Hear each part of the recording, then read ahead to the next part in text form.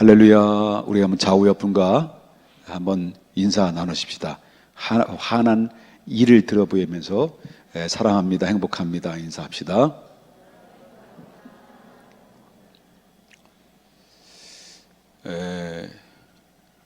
목회를 하면서 참 하고 싶은 말도 많고, 그죠?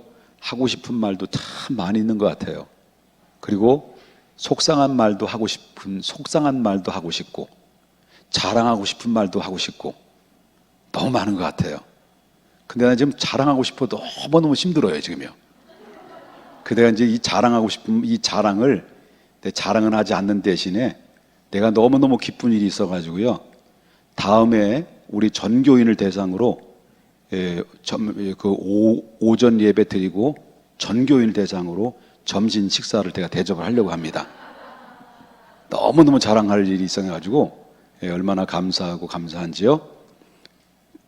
나 참 자랑하고 싶은데 이거 참 거시기 하네요. 그렇습니다. 여태까지 코로나뿐만 아니라 다니엘 기도회를 통해서 오후 예배 때 열왕기 상의 말씀을 듣다가 중단이 됐죠. 그래서 전에까지 들었던 하나님의 말씀, 열왕기 상의 말씀을 여러분들이 들었어도 다 잊어버릴 것 같다는 생각이 들어요. 그런 믿음이 왠지 생긴 거예요. 그래서 잊어버린 것 같은 생각이 들어가지고 다시 간단하게 1장의 전체적인 내용을 한번 좀 훑으면서 이제 오늘 본문의 말씀을 좀 들어가야 될 것 같습니다. 자, 어떻게 되냐면 이 다윗 왕이 40년 동안 태평성대를 이뤘어요. 그러니까 왕권을 참 은혜롭게 잘 다스려서 다윗 왕이 한 사람이 정직하게, 하나님 앞에 정직하게 나라를 다스리다 보니까 하나님의 마음에 합한 거예요. 하나님과 다윗의 마음에 합해져서 하나님이 그 다윗을 축복하지 않으면 견딜 수가 없을 만큼 하나님께서 그 다윗을 축복했어요. 그리고 왕의 자리를 지켜주셨고, 그리고 그 다윗 까닭에 그 나라가 태평성대를 누리게 됐습니다. 그렇기 때문에 한 국가의 그 나라의 지도자가 누구냐에 따라서 나라가 살리기도 하고 나라가 망하기도 한다라는 것을 우리가 볼 수가 있다라고 하는 거죠. 그 나이가 이제 솔로몬이 나이가 많이 들어서 이제는 몸에 이제 따뜻한 기운이 다 사라졌어요. 온몸에 냉기가 들어요. 이제 죽음이 임박했어요. 그런가 보니까 이제 수냄 여자를 하나 들여가지고, 그가 누구를 이제 저게냐면 아비삭이란 젊은 여자를 따뜻한 온기를 따뜻하게 해주기 위해서 이렇게 아비삭을 그 같은 이불에 덮개를 했는데 이 다윗은 거절한 거죠. 이런 가운데 다윗은 이렇게 늙어가면서 힘이 없어지면서 죽음을 기다리고 천국을 바라보는 이런 가운데 있었을 때 그 틈새로 이제 이 11절부터 27절에는 누가 치고 들어왔냐면 넷째 아들, 다윗의 넷째 아들 아도니아라고 하는 이 아도니아가 이제 음모를 꾸민 거예요. 그 아버지의 왕권을 이제 찬탈해가지고 이제 왕을 차지하려고 하는 음모를 꾸몄는데, 그 음모를 꾸미는 것을 보면 그때 이제 군대 장관이 요압과 그다음에 이제 그 제사장 아비달과 그리고 병거를 확보합니다. 군사력을 확보해요. 그래서 이제 때가 되면 왕을 치고 자기의 자리를 올려오려고 하는 그런 계획을 가지고 있었을 때, 그때 이제 나단 선지자라는 선지자가 이 상황을 파악을 한 거죠. 나단 선지가 이 상황을 파악을 해가지고 이제 밧세바에게 찾아가서 지금 당신은 이 상황을 알고 있느냐, 그리고 또 당신이 섬기고 있는 왕은 지금 이 상황이 지금 엄청나게 긴박하게 돌아가는 상황을 알고 있느냐라고 했을 때 밧세바는 모르는 거예요. 그러니까 그 아도니아가 이제 음모를 꾸미고 왕이 되려는 그런 준비 작업을 철통같이 하고 있는 상황에 놓여 있으니 당신은 왕에게 찾아가서 이 사실을 빨리 알려라. 그럼 내가 당신과 당신의 도움을 줘서 왕을 설득을 하겠다라고 하는 그런 이제 권면을 하죠.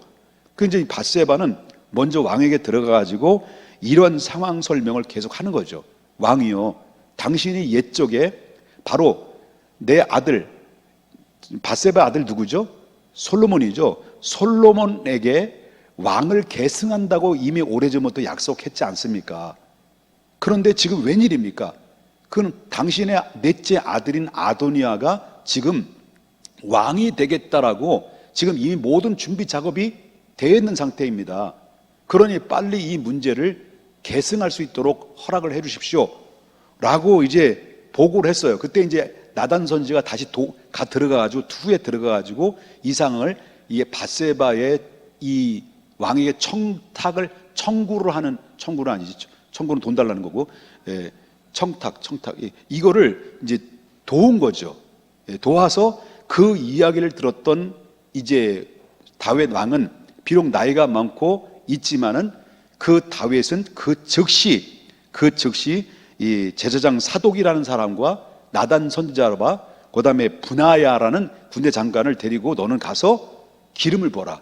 누구의 기름을 부냐면 솔로몬 가장 어린 동생이죠. 막내죠. 그 솔로몬에게 기름을 부어라. 그리고 모든 백성, 만 백성에게 알려라. 그리고 나서 그 말씀대로 이 사독과 그다음에 나단 선지자와 분하야가 그 솔로몬을 데리고 가서 기름을 붓고 안수를 해요. 그리고 왕을 선포를 해요. 그랬더니 백성들이 그 상황을 기쁨으로 여긴 거예요. 기쁨으로 여겨가지고 온 백성들이 바로 솔로몬 만세, 솔로몬 왕이여 만세 하면서 솔로몬 왕을 정말 축하를 하고 축복을 하고 온 백성들이 솔로몬 왕이 된 거에 대해서 기뻐했다라는 그런 내용이 나와요. 그리고 이런 내용이 나오면서 그러면서 이 상황을 누구에게 알립니까? 솔로몬이 왕이 됐다는 것을 누구에게? 이미 이제 그 아도니아는 뭐를 쫓던 개가 된 거예요. 닭 쫓던 개가 돼가지고 이런 가운데 있으면서 아도니아는 그 뒤늦게 이 상황을 알게 되면서 그와 함께 공조를 하고 그리고 아도니아와 함께 음모를 꾸몄던 그 붙어 있었던 그런 이 참모들 있죠. 음모자들, 그러니까 한마디로 이런 자들이죠. 이 자들이 결국 이 경과를 보고를 하고 나서 야망을 품고 있었던 그 주변에 그 똥파리 같은 이 동조하는 똥파리들 있잖아요. 아도니아와 같이 붙어가지고 뭘 야망을 채우자는 이 똥파리 같은 사람들이 그 소식을 듣고 자기 살겠다고 주일행랑 치고 다 도망가 버렸어요. 그리고 이제는 누가 강자가 된 거예요? 처음에는 누가 강자냐면 아도니아가 강자가 된 거예요. 강자였는데 이제는 졸지에 왕이 돼버렸으니 누가 약자가 된 겁니까? 아도니아가 약자벌이 된 거예요. 그 결국 아도니아는 홀로 남게 됐어요. 주변에 있었을 때는 힘이 생겼죠. 나와 동조하고 그다음 왕으로 계승하기 위해서 왕을 찬탈하기 위해서 스트라이크를 익히기 위해서 자기가 원하는 왕이 되겠다라는 음모를 했을 때는 주변에 병거도 많았고 자기와 함께 동조하는 세력들, 야망의 사람들이 많이 똥파리 같은 인물들이 많이 붙어 있었는데 이제 자기의 모든 것들이 다 떨어지고 나니까 주변에 한 사람, 둘, 추풍 낙엽 떨어지듯이 다 떨어져 나고 홀로 남은 거예요. 이 상황을 알고 지금 긴박한 가운데 자기가 죽음이 임박했다. 이 상황은 이미 솔로몬 왕이 됐고 나는 이제 곧 죽음이 다가온다라는 이 사실을 알고 이 아도니아가 급하게 취한 행동이 뭐냐? 라고 그럴 때 오늘 본문의 50절에 이렇게 이야기를 하고 있어요. 50절에 뭐라고 나와요? 50절에 아도니아가 솔로몬을 어떻게 해야 돼요? 옛날에는 솔로몬을 두려워했을까 안 두려워했을까요? 두려워하지 않았어요. 근데 왕이 됐어요. 반전이 됐어요. 근데 솔로몬을 두려워하면서 일어나 어디로 찾아간 거예요? 급하게 제단에 들어간 거예요. 제단에 들어가서 제사장이 제물을 들여서 하나님 앞에 번제로 제물을 드려야 될 그 제단에 현장에 들어가서 제단에 뿔을 붙잡은 거예요. 아도니아가 뿔을 붙잡은 거예요. 그럼 이 뿔을 붙잡은 이유가 뭘까? 이 뿔을 붙잡은 이유는요, 아무리 어떠한 죄를 졌다 할지라도 그때 당시 그 제단에 뿔을 붙잡으면 그 사람을 죽일 수가 없어요. 왜 그러냐면 하나님 앞에 신성한 제사를 드린 이 제단 위에 사람을 죽이는 행위를, 살인을 하는 행위를 절대 못하게 되어 있는 거거든요. 그게 뿔을 붙잡고 있는 거예요. 용서할 때까지, 자기의 모든 문제를 풀어줄 때까지 이 뿔을 놓지 않는 한 이 사람을 강제로 살해를 죽일 수 있는 권한이 없는 거예요. 그래서 아도니아가 제단을 붙잡고 뿔을 붙잡고 지금 있는 상태 속에 놓여 있다라는 거죠. 그래서 이 상황을 사람들로부터 전해 들었던 솔로몬이 그 아도니아가 지금 제단에 뿔을 붙잡고 자기를 살려달라고 지금 벌벌벌벌 떨고 있습니다. 지금 사지 막 다다다다 떨어서 지금 어찌할 수가 없습니다. 지금 이런 소리를 전해 듣고 난 이후에 솔로몬이 행동했던 것이 뭐냐? 뭐라고 반응을 보였느냐? 자, 52절부터 53절을 보겠습니다. 52절부터 53절. 자, 솔로몬이 이르되 그가 만일 어떤 사람이면 선한 사람일진데 그의 머리털 하나도 땅에 떨어지지 아니하려니와 그에게 악한 것을 보이기만 어된다는 거예요. 죽여버리겠다는 거예요. 미안합니다. 머리 너무 세. 죽여버렸다. 세. 그래서 사람을 보내가지고 이제 어떻게 돼요? 사람을 보내서 그 제단에서 그를 끌어내려서 자기한테 불러요. 그러니까 아도니아가 이제 누구한테 온 거예요? 그냥 솔로몬한테 온 거예요. 솔로몬한테 와가지고 그가 솔로몬에게 절을 하면서 자기를 무엇으로 이야기를 합니까? 자기를 무엇으로 얘기해요? 이제 53절에 보세요. 솔로몬 왕께 절하임에 솔로몬에게 이르기를 솔로몬이 이제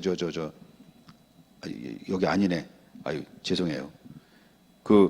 51절 어떤 사람이 솔로몬에게 말하되 이르되 아도니아가 솔로몬 왕을 두려워하여 지금 제단에 뿔을 잡고 말하기를 솔로몬 왕이 오늘 칼로 자기를 죽이지 않겠다고 내게 맹세하기를 원하나이다. 솔로몬이 그 일에 선한 사람 이렇게 나왔단 말이에요.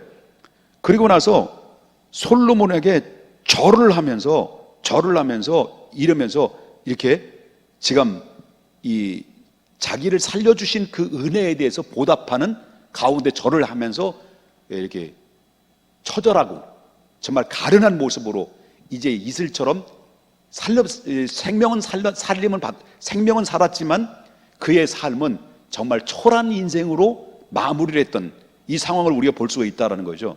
자, 그러면서 느끼는 게 바로 뭐냐면 이 말씀을 읽으면서 제가 뭘 느꼈냐면 우리가 인생을 살아가면서 어느 날 약자일지라도 약자가 갑자기 강자가 될 수 있는 거예요. 그렇죠? 강자가 될 수 있는 거예요. 지금 내가 삶이 초라한 인생으로 살아갈 수도 있고 내가 부족한 인생으로 살아갈 수 있고 내가 어려운 상황에 도탄에 빠질 수 있어요. 그렇지만 우리가 하나님의 말씀을 의지하고 믿음의 사람은 언제든지 이렇게 연약한 가운데서도 하나님께서 나를 반드시 강한 위치에, 높은 위치에 하나님의 축복의 자리에 올려놓을 수 있는 가능성들이 얼마나 지니고 있는 사람들이라는 거죠. 그렇지만 우리가 아무리 강하다 할지라도 아무리 내 능력이 있다 할지라도 재력이 있다 할지라도 힘이 있다 할지라도 언제든지 추락할 가능성들이 있다 라고 하는 것입니다. 그렇다면 솔로몬이 지금 반전이 돼서 누가 강자가 된 거예요? 솔로몬이 강자가 됐고 이젠 모든 그 아도니아의 생명은 누구의 손에 달린 거예요? 솔로몬의 손에 달린 거예요. 그죠? 솔로몬의 손에 달려 있는 거예요. 그러면 솔로몬이 입장으로 딱 볼 때 아도니아를 처단하는 게 앞으로 훗날의 왕권을 다스리는데 편하고 좋을까요? 불편할까요? 다시 얘기해. 솔로몬을 처단하는 게 편할까요? 불편할까요? 아니죠. 아도니아를. 편하지. 늘 가시잖아요. 언제든지 이 사람은 아도니아를 살려줬지만 악한 마음을 품고 암판 마음을 품으면 언제든지 자기의 자리를 노리고 계속 치고 올라올 수 있는 가능성이 있기 때문에 항상 눈에 가시가 될 수 있는 상황이 있다는 거예요. 그런데 이 솔로몬은 그 상황을 율법으로 볼 때, 이 법적으로 볼 때는 제단의 뿔을 붙잡으면 죽일 수 없는 것을 알기 때문에 하나님의 말씀과 그 율법에 의해서 말씀에 근거해서 철저하게 말씀의 기준을 삼아서 그를 판결을 내리는 그런 모습을 보게 된다는 거예요. 자, 개인적으로 볼 때는 죽여야 되는 거예요. 앞으로 왕권의 건강한 왕권, 자기 마음대로 이 나라를 잘 소신대로 다스리려고 한다고 한다면 이 아도니아를 척결을 시켜야만이 정상인 것인데, 근데 솔로몬은 원리 원칙에 의해서 말씀에 근거해서 한 점의 흔들림 없이 감정에 치우치지 않고 하나님의 말씀에 따라서 그 결정을 내렸을 때 그 이후에부터는 전반기, 왕을 다스린 전반기, 인생의 전반기까지는 그의 인생은 태평성대를 누리며 지혜뿐만 아니라 모든 그런 이 부와 영화까지 다 받는 그런 놀라운 역사들은 그 솔로몬은 처음부터 하나님의 자기의 감정에 흔들림 없이 하나님의 말씀에 입각해서 그 진리대로 움직이고 진리대로 판단했고 진리대로 결정을 내린 결과로 그의 모든 이후에는 누가 지켜주셨고 누가 보호하셨느냐? 하나님이 보호하셨다는 거예요. 그렇기 때문에 우리는 신분 상승이라는 게 있어요. 언제든지 신분이 상승될 수도 있고 신분이 나락으로 떨어질 수도 있는 거예요. 언제든지 우리는 내 인생의 삶 속에서 돈이 아무리 많다 할지라도 많은 돈이 어느 순간에 확 날아갈 수도 있는 것이고 바람처럼 어느 순간에 돈이 확 줄어올 수도 있는 거예요. 명예도 마찬가지예요. 모든 상황이 마찬가지예요. 언제 어느 때 내 앞길은 누구도 예측할 수가 없는 거예요. 그런데 우리 한 가지 중심을 알아야, 솔로몬을 통해서 배워야 될 게 바로 뭐냐면 이런 가운데서 절대 감정에 따라서 자기 기분에 따라서 치우치는 것이 아니라 철두철미한 하나님의 뜻과 섭리에 의해서 움직이고 결정해서 내가 강자에 있다 할지라도 절대로 약자를 무시하거나 내가 강자에 있다 높은 위치에 있다 할지라도 절대로 교만하거나 그리고 자만해서는 안 되는 것이고요. 내가 약한 자리에 있다 할지라도 절대 포기하거나 나 같은 게 자존감이 완전히 땅에 떨어져서 완전히 다시 말한다면 음부까지 내려가서 자기를 처절하게 자기를 낭떠러지게 떨어뜨리지 않고 나도 언젠가는 기회가 있을 것이고 나도 언젠가는 하나님 주신 축복의 때가 있을 것이며 나는 언젠가는 하나님께서 나를 귀하게 쓰임 받을 수 있도록 나를 올려놓을 것이다라는 희망을 저버리지 않는 게 중요하다는 거예요.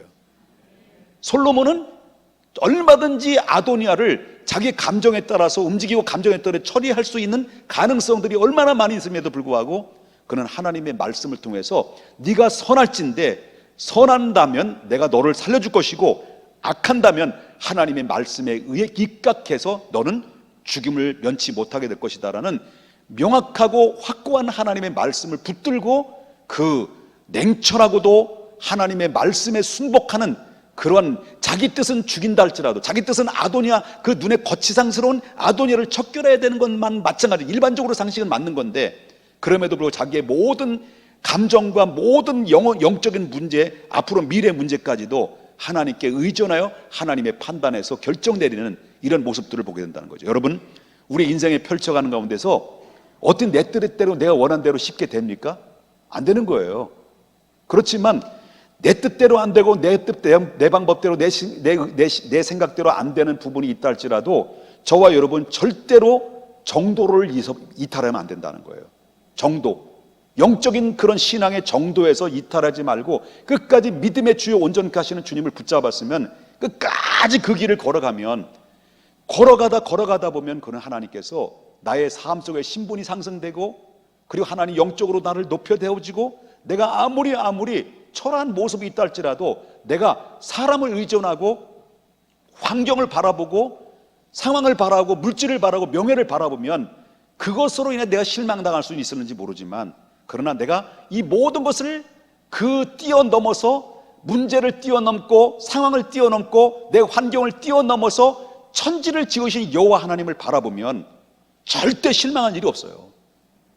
절대 실망한 일 없다는 거예요. 하나님 붙잡으세요. 하나님 의지하세요.